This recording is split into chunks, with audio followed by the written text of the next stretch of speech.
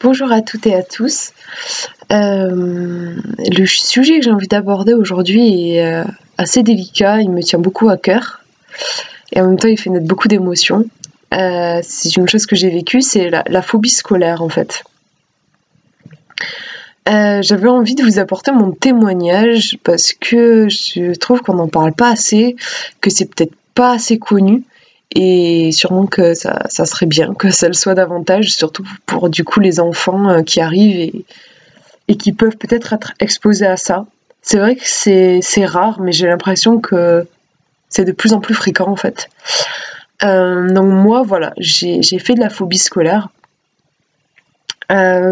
Puisque je suis hypersensible et c'est quand même un des facteurs de la phobie scolaire. Je veux dire, si jamais vous êtes hypersensible, si votre enfant est hypersensible, en général l'école ça va pas très bien fonctionner quoi.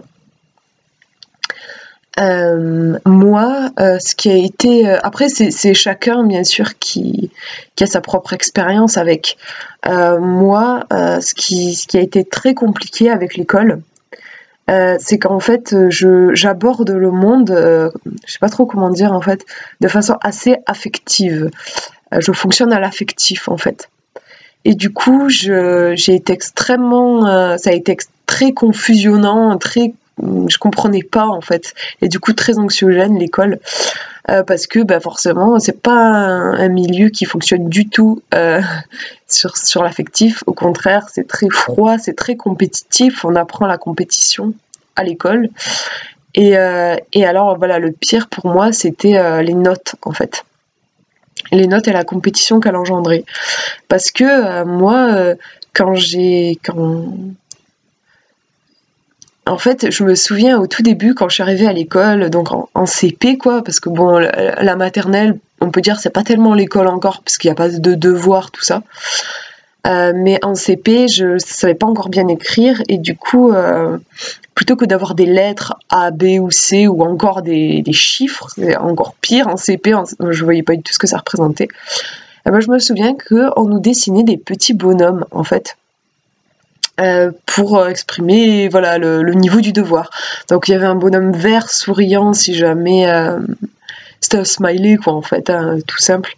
Si jamais c'était un devoir réussi, un bonhomme jaune avec un sourire, enfin un truc plat, si jamais c'était moyen, et puis un bonhomme rouge et pas content si jamais c'était pas un bon devoir. Et en fait, ça a été très dur pour moi parce que j'ai justement, avec ma façon d'aborder le monde à moi, quand j'ai reçu le jour où j'ai reçu un bonhomme rouge, pas content, ça a été terrible. Je me suis dit oh mon Dieu, mais qu'est-ce que j'ai fait en fait. Je me suis dit en plus pour moi c'était pas un bonhomme pas content, c'était un bonhomme qui pleurait. Je sais pas pourquoi, mais dans ma tête c'était ça. Et je me suis dit mon Dieu, mais qu'est-ce que j'ai fait, quoi, pour rendre ce bonhomme si triste. Je suis une mauvaise personne. Oh mon Dieu quoi, c'était super dur. Et en fait, ensuite sont venues les notes, mais j'ai gardé cette attitude-là. Et à chaque fois que j'avais une mauvaise note, j'avais un truc en moi qui criait je suis une mauvaise personne, j'ai fait quelque chose de mal. Alors que bien sûr, c'était pas ça, c'est juste que mon devoir n'était pas bon au niveau voilà, des connaissances. Ça n'a rien à voir avec le fait que j'avais déçu qui que ce soit. Mais moi, je vivais comme ça. Et voilà, ça peut paraître très enfantin, mais j'ai vécu ça toute ma scolarité, quoi. Je veux dire, même quand j'avais 17 ans, j'arrivais pas à voir les choses autrement, en fait. Enfin, vous voyez, j'arrive à l'expliquer. Je sais que c'était pas contre moi, les mauvaises notes, mais il y a une part en moi, plus inconsciente, qui était plus forte, qui criait que j'étais une mauvaise personne et que j'avais fait du mal. Et donc, ça créait beaucoup de... forcément un malaise, un mal-être où du coup je me mettais une pression folle pour avoir de bonnes notes. Donc c'était vraiment, j'étais capable de pas dormir de la nuit pour réviser parce que je me disais qu'il fallait absolument que je réussisse, sinon j'étais une mauvaise personne. Et du coup j'avais une angoisse très tôt, enfin voilà, dès l'école primaire j'ai commencé à avoir de grosses angoisses. Des gros mal au ventre, des vertiges, et c'est allé de pire en pire parce qu'en plus forcément il y a de plus en plus de pression, plus on évolue dans l'école, plus il y a de devoirs et puis aussi plus je fatiguais nerveusement quoi. Et Voilà, en fait, moi, bon, finalement, j'ai arrêté, enfin, j'ai tenu jusqu'au bac, mais ça a été extrêmement compliqué. À la fin, j'ai été dans des états tels que fallait m'hospitaliser, quoi. C'était vraiment, j'ai dû avoir un emploi du temps aménagé, j'ai été extrêmement mal, et dès que j'ai eu mon bac, je n'ai plus pu continuer mes études, je n'ai plus du tout continué mes études, ce qui est un peu bête, puisque le bac, quand même, de base, ça sert à faire des études, quoi. Juste avec le bac, on peut pas faire grand-chose. Ce que je veux dire, c'est que pour moi, j'aurais jamais dû me forcer jusque-là, à un tel degré d'épuisement. Et du coup, ce que je voudrais dire, c'est franchement, si vous avez des enfants, soyez vigilants, faites attention. Si votre enfant se plaint de maux de ventre, si moi je me souviens que, enfin voilà, je faisais semblant d'être malade pour pas aller à l'école, ce genre de choses, les parents le voient quand même quand l'enfant il tombe tout le temps malade le lundi, bon voilà. Moi je pleurais le dimanche soir, je pleurais. Voilà, si, puis j'avais des vertiges qui faisaient que des fois j'étais obligée de rater des cours et tout ça. Si jamais il y a des symptômes comme ça qui se manifestent, prêtez-y attention, franchement, parce que c'est probablement une phobie scolaire.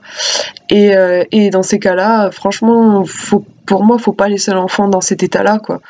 En tout cas, moi, de ce que j'ai vécu, ça a été très, très destructeur. Moi, du coup, en grandissant, j'ai eu connaissance des écoles alternatives. À l'époque, forcément, je savais pas ce que c'était.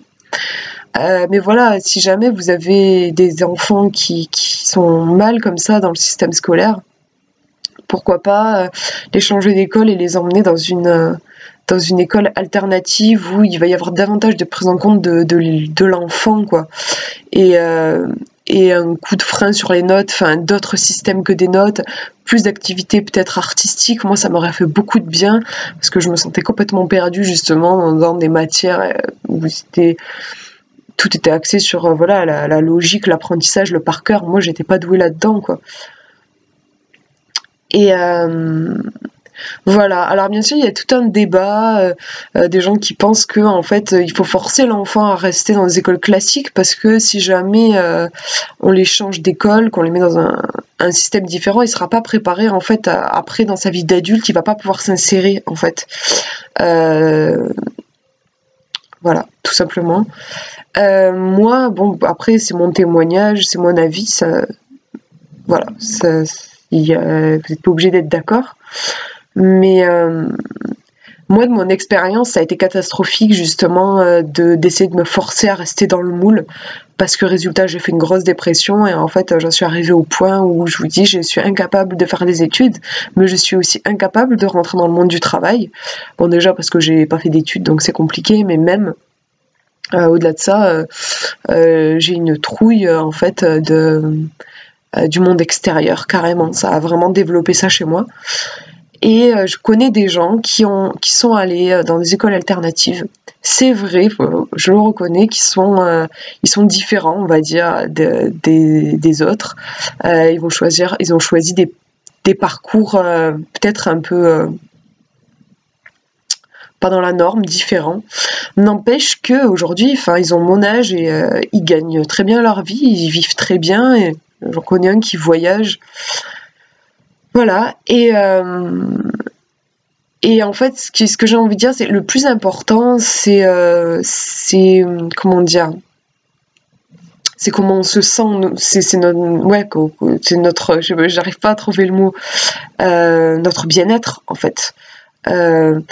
À partir du moment où vous arrivez à un niveau où l'envie de vivre n'est même plus là, tellement vous avez forcé l'enfant et vous l'avez mis dans une situation d'échec, ben là il n'y a plus grand chose à espérer, quoi. Enfin voilà, c'est dur si on arrive jusqu'à la dépression, en plus quand on est aussi jeune.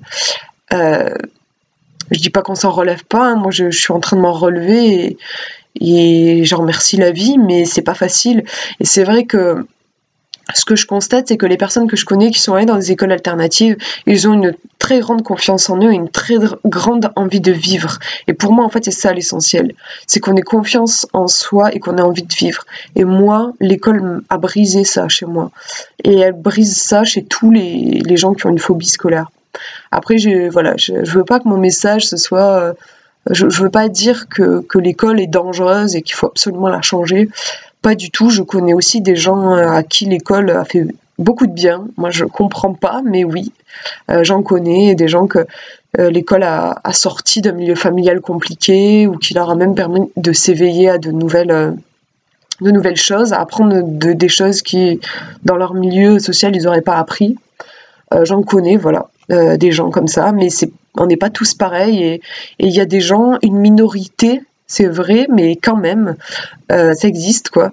Et des gens qui font vraiment de la phobie scolaire, quoi. C'est pas une blague, c'est pas un truc à dénigrer ou à balayer, quoi, d'un coup de bras. C'est vraiment important et il faut vraiment y prêter attention, je trouve. Et voilà, je voulais juste partager ce témoignage avec vous, si ça peut aider tes enfants à être entendus, quoi, tout simplement. Je trouve que c'est quelque chose dont on parle peut-être pas assez, en fait. Une souffrance qui est bien réelle. Voilà, je vous remercie, puis je vous dis à une prochaine.